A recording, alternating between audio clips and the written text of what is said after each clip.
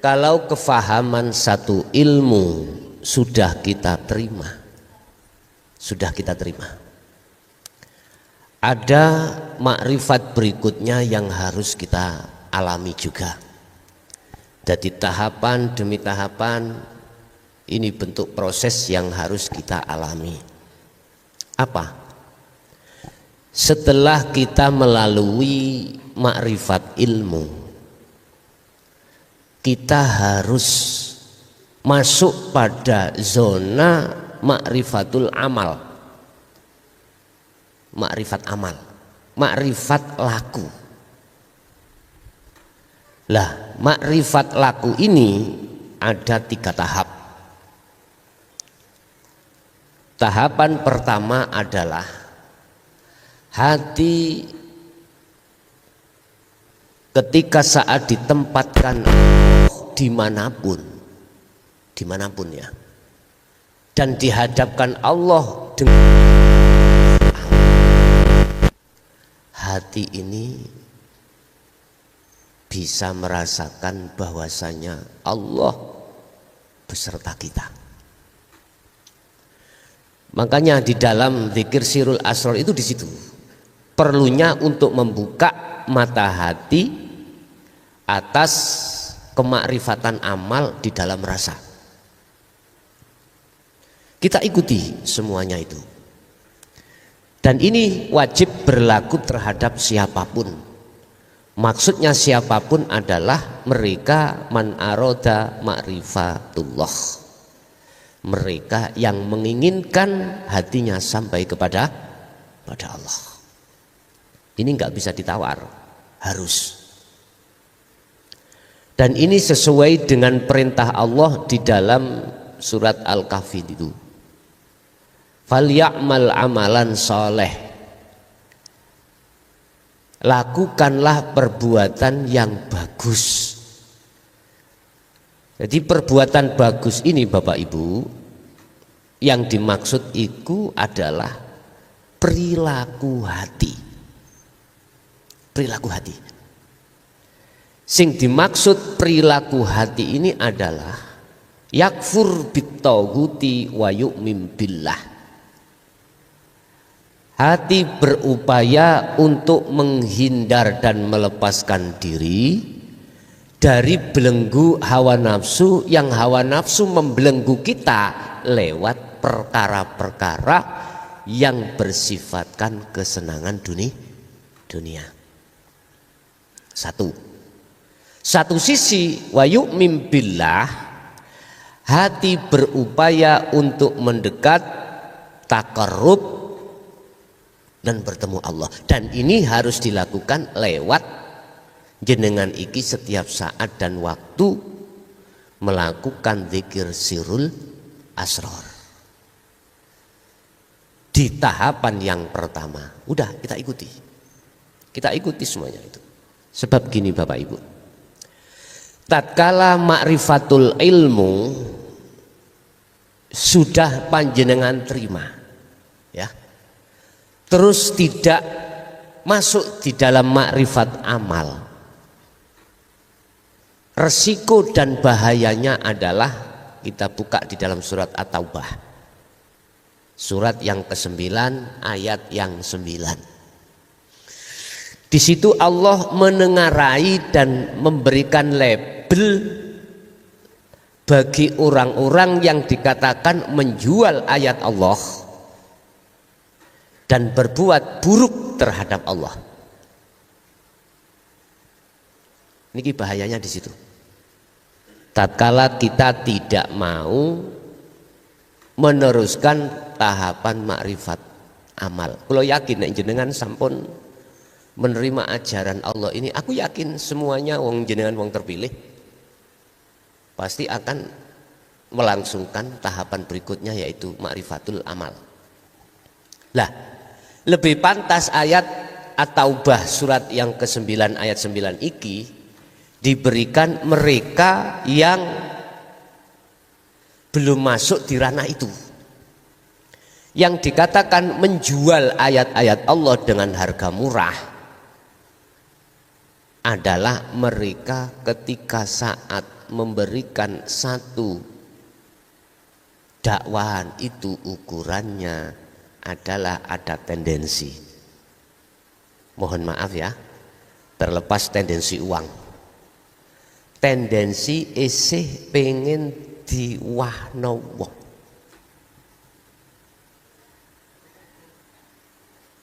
Tendensi masih ingin dipuja orang lain. Ini termasuk menjual belikan ayat Allah.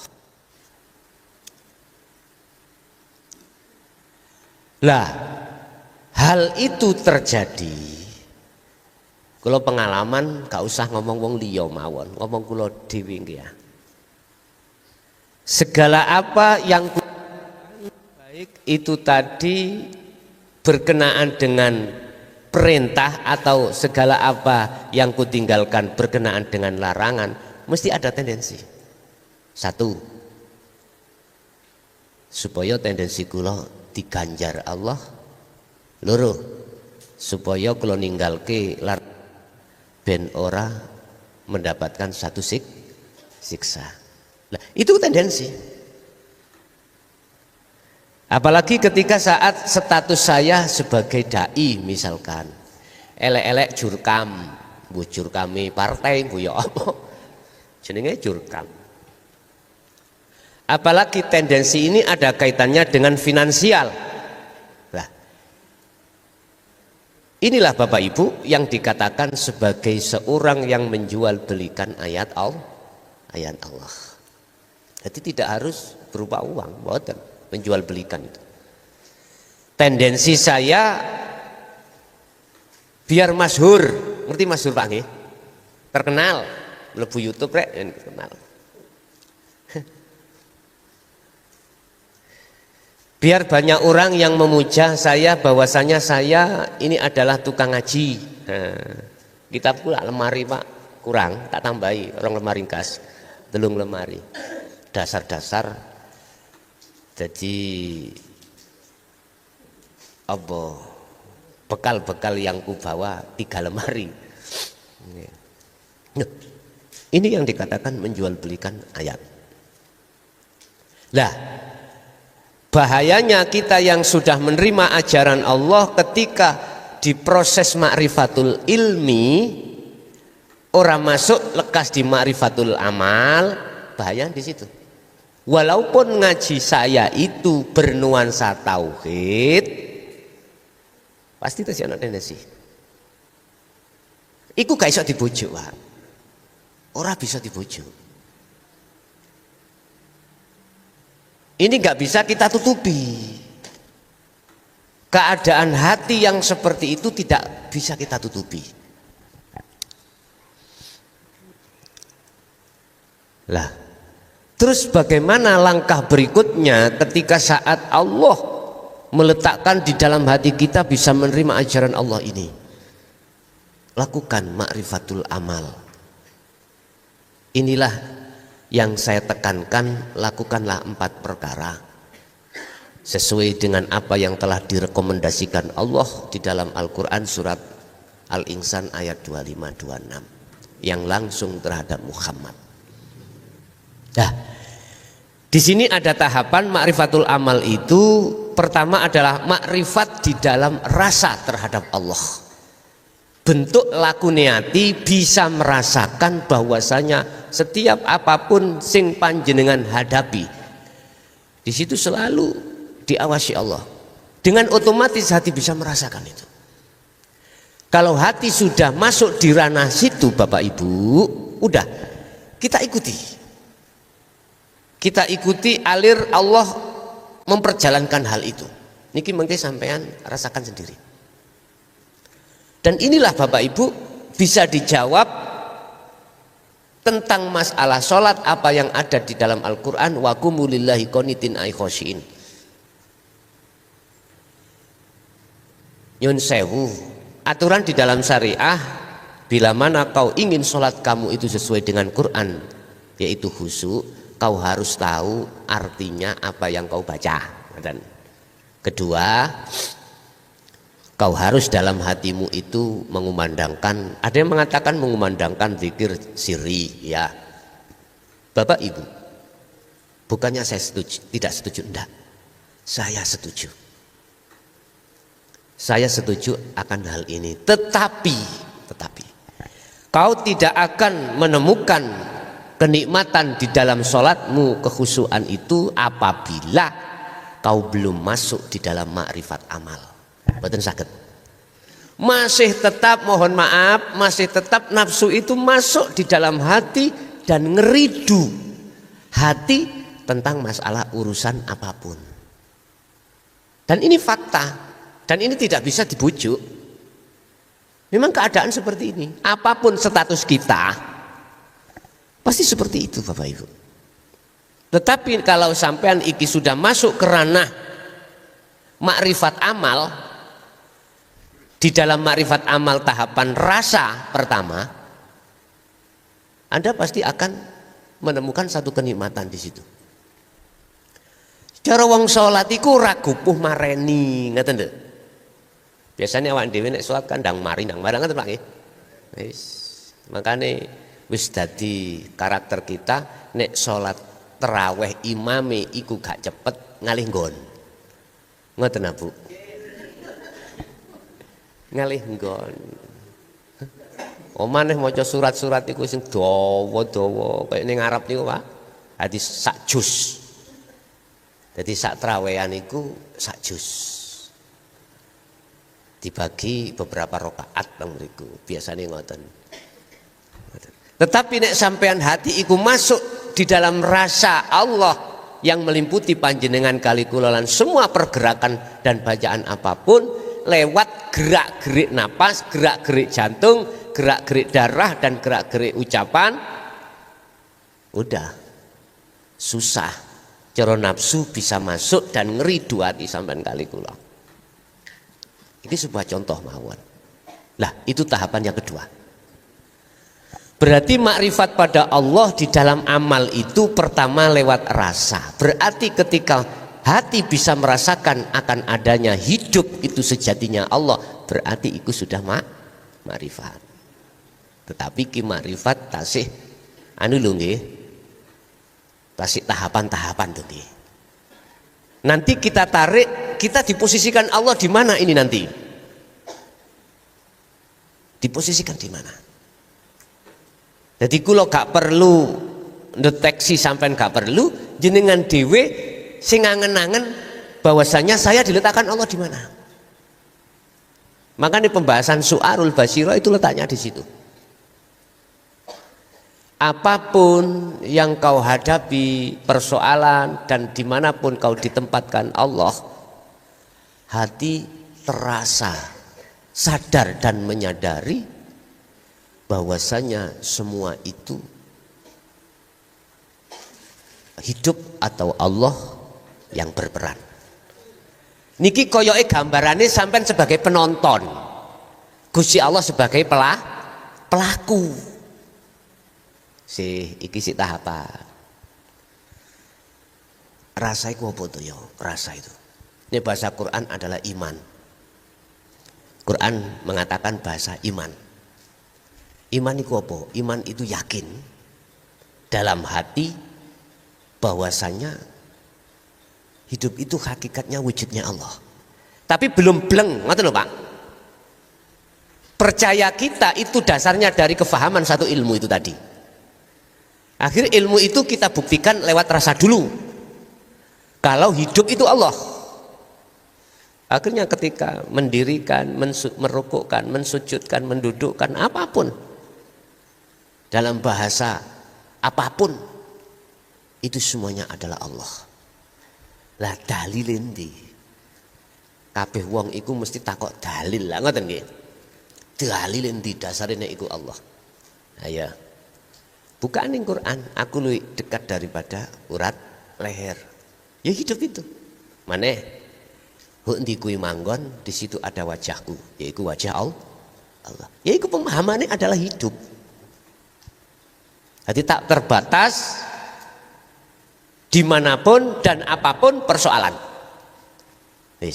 Ketika saat rasa ini sudah berjalan Bapak Ibu, Allah akan menempatkan di zona berikutnya. makrifat amal di dalam ainul basirah, bertemunya mata hatimu terhadap hidup. Kula wangsuli melih, bertemunya mata hatimu terhadap hidup. Kalem-kalem disik. Ini prosesnya bagaimana? Gini Bapak Ibu, ketika saat si salik yang jenengan kali kula melakukan suluk atau melakukan syu'arul basyirah niku, ini dikatakan sama hal nafi isbat. Nafi isbat itu apa? Menghilangkan rasa selain daripada hidup, menghilangkan perkara-perkara selain daripada Allah dalam hati. Niku namanya nafi. Iki tas yang dimaksud la ilaha, terus isbatnya ilallah. Boleh saya katakan gitu. Inilah proses di mana panjenengan sebelum diperbolehkan masuk Baitullah, rumah Allah, masjid, proses pensucian najis di dalam diri Anda, termasuk melepaskan kedua sandal. Saged diwastani ngoten. Karena yang mau sampean masuk itu Baitullah, rumah suci yang disebut musyahadah. Di situ nggak mengenal perkara najis. Di dalam masjid tidak boleh ada sandal, tidak boleh ada perkara najis, karena itu Baitullah, rumah Allah, ibarat kata ngoten. Dalam satu ayat Allah mengatakan, tidak akan kuizinkan sampai kapanpun hamba bisa sampai padaku manakala di dalam hati ada sebiji sawi tentang syirik. Lawis, berarti selama di dalam hati ada perkara selain Allah sekecil apapun, selama itu orang itu tidak bisa sampai pada Allah. Rasa niku kan tasih ono sing raos, ono sing penonton, ono sing dirasakan, ada yang pelaku lah, ngoten Pak nggih. Masih ada dua toh? Masih ada dua. Tapi kalau sudah masuk ke ranah ain, makrifat ain, ainul basirah, ketemu, melihat, itu sudah tiada. Berarti kita yang disebut si salik ketika suluk untuk bertemu Allah itu kemana? Inilah proses-proses yang banyak ahli tasawuf yang disebut sufi kebingungan ada di situ. Ketika saat proses di situ, sebelum sampai hakul basirah, dia kebingungannya ada di situ. Letak kebingungan di mana? Satu, katanya si salik itu dikatakan makrifat Allah, bisa melihat Allah, kok di situ malah si salik tidak ada, itu bagaimana? Wis ben ora bingung, manut wae, ikuti apa Allah menterjadikan dalam kebingungan itu, ikuti mawon. Dan ini hukumnya wajib, sampai bingung niki wajib. Mosok sih aku iki Allah, lah ngoten nggih. Makanya mengapa dibuka ilmu supaya paham itu, tujuannya ben ora bingung nanti. Ben ora bingung. Menampatkan yang namanya ingsun itu bagaimana, diri bagaimana nanti. Bapak Ibu hadirin rahimakumullah. Termasuk langkah jenengan niki mengikuti syu'arul basirah, tujuannya adalah mendatangkan cahaya makrifat pada songko Allah di dalam hati panjenengan. Allah sudah berkata begini, aku tidak akan menaruh cahaya di dalam hatinya hambaku manakala hatinya hambaku tidak melakukan zikir syu'arul basirah. Iki nek dijelaskan syu'arul basirah, iki ditutupi kebanyakan. Bahasanya ini ngene hikam gini, aku tidak akan menaruh cahaya makrifat dalam kurung warid terhadap hambaku manakala hambaku tidak melakukan zikir. Iki ambek Syekh Ibnu Athaillah disingitno sing Su'arul Basirah, makane tak buka. Terima gak terima terserah.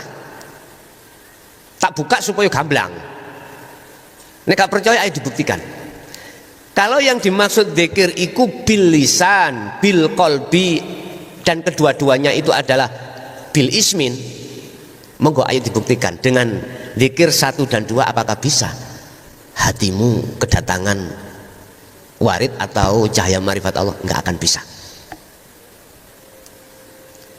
Kecuali Anda meneruskan di dalam Su'arul Basirah, Sirul Asrar di dalam Su'arul Basirah. Baru di situ cahaya marifat Allah itu teko datang menempati hatimu. Kalau cahaya itu datang sekaligus saat itu kegelapan nafi isbat terjadi. Artinya perkara selain daripada Allah di dalam hati kita saat itu yang disebut gelap itu hilang. Berarti sinten Pak? Sing gelap nih sinten Pak? Sing rangke. Nek kita melihat dari amal kita berarti koyok-koyok usaha kita lah ngerti nggih? Koyok-koyok. Satu sisi kalau kita lihat dari cahaya kayaknya cahaya yang menerangi. Nah, ini perlu panjenengan kali kula ketahui. Jenengan langsung mawon melihat hidup biar nggak kesuwen.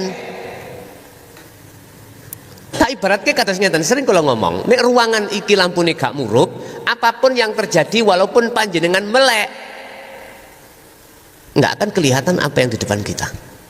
Padahal meripat ini mencicil, ngerti mencicil ya? Melek diketok-ketok, mboten ketok. Itu artinya mengapa hati belum bisa ainul basirah pada Allah? Karena di dalam hati kita itu masih ada selain Allah. Bicara masalah rasa, seakan-akan kita itu sebagai penonton, Allah yang merangkai. Nah itu memang proses, masih ada duanya tadi proses. Terus kumandangkan hal itu, nanti pada akhirnya kita diletakkan di titik di mana ainul basirah terjadi pada diri jenengan. Nah, terus ainul basirah itu zona kita sudah masuk, itu tandanya gimana? Tandanya yang pertama, antara yang dirasakan dan yang merasakan itu sudah tidak ada. Wis ka ono jenenge Allah, ka ono. Enggak ada namanya salik, sudah enggak ada. Cara bahasa melihat, tidak ada nama yang melihat, yang dilihat, mata untuk melihat sudah tidak ada. Terus diarani apa? Itulah yang dimaksud orang yang makrifat pada Allah. Bukan orangnya yang makrifat itu. Coba Pak, jenengan umpama ngilu, mengkaca, sing sampean lihat iku wajah sampean piyambak apa wajahnya orang Pak? Wajah sampean piyambak loh. Iku maksude yang melihat Allah itu Allah sendiri.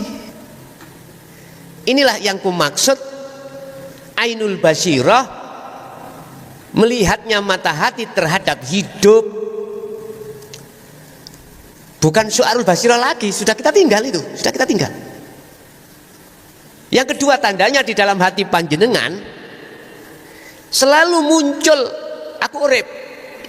Aku urip itu dudu aku urip maksudnya makhluk hidup dihidupi, bukan. Muncul ketuhanan. Niki lho sing tak maksud tajalli niku.